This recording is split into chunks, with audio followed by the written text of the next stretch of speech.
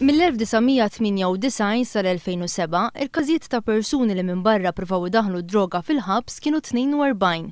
Mill-2008 sas-sena li għaddiet in-nies li ppruvaw idaħħlu droga fil-ħabs żdiedu għal 50. Dawn huma biss każijiet li l-awtoritajiet huma konxi dwarhom ta' persuni li minn barra ppruvaw idaħħlu droga fil-ħabs.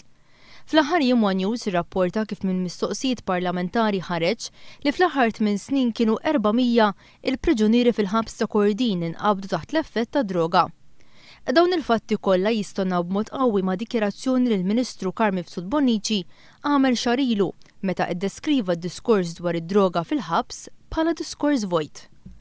Ħanajlek, dil-ħafna diskors vojt, illi hemm ħafna droga ġol ħabs u li ma jsirux random checks u li m'hemmx policy u m'hemmx tal-affarijiet għalija mu vera xejn.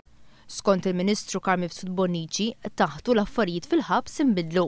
Mid-2008 law, minn meta jiena sirt Ministru, dak li jiena sibt li kien qed isir taħt id-direttur inbidel kompletament. Minkejja dan iżda sal-ġurnata tal-lum fil-ħabs qatt m'hemmx apparat speċifiku sabiex jindika il-preżenza ta' droga.